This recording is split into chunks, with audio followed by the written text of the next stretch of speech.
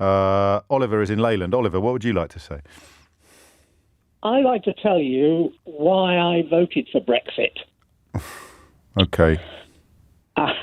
Shall I guess? What? Shall I guess? Yeah, have a guess, yeah. Okay. Is it because you wanted to make our own laws and withdraw from the European superstate that we never agreed to join in the first place? To some extent, that, yes. Yeah, because that's all nonsense. What? Well, No, we did agree to join much more than just a single market back in the early 70s. Ted Heath wrote extensively about it. It's not a superstate, and we don't really have the. Oh, go on, never mind.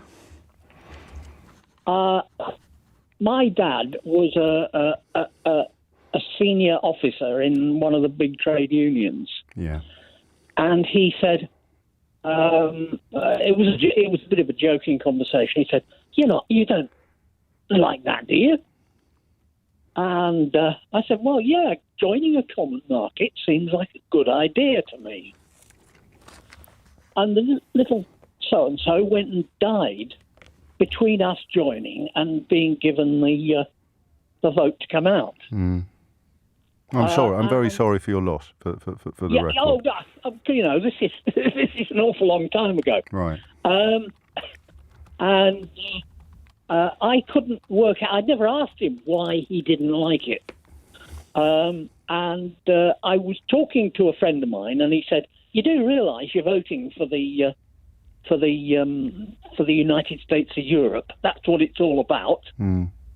And I said, "I don't want that. I want the common market. I think the common market's a good idea." Yeah. And so who was your friend? And what was his perspective? What was his field of research? Where did he get this conclusion from? It was somebody I'd worked with, but I'm convinced he'd read all the documents. He was which documents do you think he'd read, Oliver? I don't know. No, but you changed your view on European Union membership as a consequence of what he said. My dad had already told me. Right. And I mean, he knew people like Harold Wilson. Yeah. He only rubbed shoulders with him. He didn't. Anyway, and so I voted against, and I thought, well, that's it. We're. But what were you voting for? What was I was voting against going into what was then called the common market. Right. So we're going back to the early 70s now, are we? Oh, yes. Right. I'm just interested in why you don't regret voting to leave the European Union, given the long, long lists of broken promises and irrefutable damage that we've been detailing since 10 o'clock this morning. It was magic when I heard we were going to get a vote to come out. It was a brooch of purest green. No. You're making that's a love. So what were you celebrating? What were you celebrating? Well, I'm not as good as your mate who told you that we were going to be joining an independent. What was it? The United States of Europe. He was even better at words than me because he'd read all the documents. So what were you celebrating when you felt that wonderful euphoria? Because when I think it was Maastricht. I don't really know. I just want to focus on one moment. We're jumping through the decades like Doctor Who at the moment. That day, that night, when the result came in and you said you felt, I think the word you used was fantastic or amazing, that euphoria of that moment, what were you celebrating? That we were out and... Yes, but what did that... Well, that's just a word, isn't it? What did that mean? What was going to get better? What was going to get better for your country or yourself? We were going to be able to renegotiate. And but David Cameron had just undertaken a massive renegotiation. You know that. So what was going to get better? Because we now know that everything's got worse, but you still think it was a good idea. So what was going to get? What made you feel euphoric that night in June? Well, I didn't believe it was going to happen.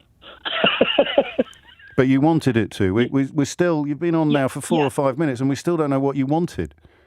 I was expecting when they were talking the Canada deal they were talking about, or the Norway you jumped deal. Again now. We're just talking about June 2016. You were celebrating.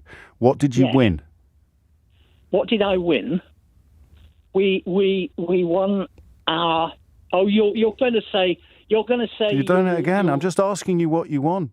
Don't worry about Canada. Don't worry about the 1970s. Don't worry about Harold Wilson. Don't worry about anything that I might be about to say. Just tell me what you won.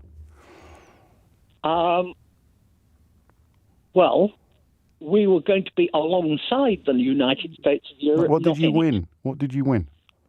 Well, I thought we won the ability to get rid of the bits of the United States of Europe that I didn't want. For example? Well, the political side of it. Yeah, go on. What was the thing you wanted to wave goodbye to first? I was making a joke that night and saying, send some gunboats out to sink foreign fishing boats. Yeah, hilarious. So what was the thing that you wanted to get rid of first? The thing that I wanted to get rid of first? Well, everything to do with... No, just not everything, just one thing. One thing. Yeah, I wanted to... You've had 6 years to think about it. Yeah. Actually, you've had 40. Hey, no, don't let me distract you from the central question. I appreciate you're not going to be able to tell me what it is you want. So what was it you were looking forward to getting rid of? No, what I wanted us to go back to the common market that I thought we were signing up for. But you voted to leave it. You voted to leave the single market and the customs union. So how was that going to help us go back to it? I didn't vote to leave the common market. You did. I voted to leave the European Union. Yes, but they were the same thing by 2016, Oliver. Yes.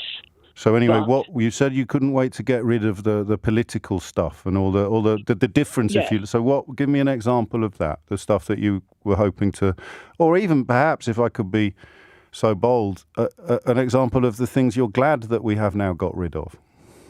Well, for example, not being able to only the European Parliament is only able to vote on things. Yes, but I'm asking about the things that they have voted on. I'm not interested in the procedure of the Parliament, the things that you couldn't wait to get rid of, the things that you were bound by, the rules or the laws that you had to abide by, the regulations that you had to observe, the changes to your life that had been implemented by membership that you couldn't wait to shrug off.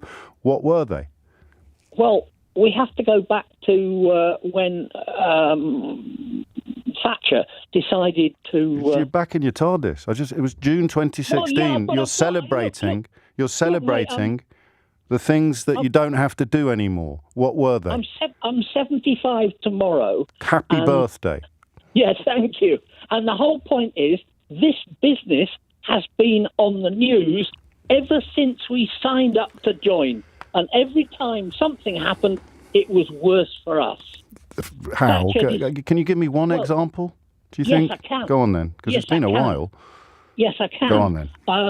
When Margaret Thatcher decided that we were going to be the money changers of Europe, right, and we were at that point a fairly important manufacturing country. Yes. And you're going to say yes, but we sent all our manufacturing to China. Because you keep telling me what I'm going to say. I just wish you'd concentrate on what you're going to say when I ask you what you actually won. It's for the final time, because I'm late for the news and I don't want to interrupt your birthday preparations. What did you win? I say, here's the prize that you celebrated. What are you pointing at? I'm pointing at the common market. Right. Have a great birthday, won't you? Lottie Morley's here with your headlines.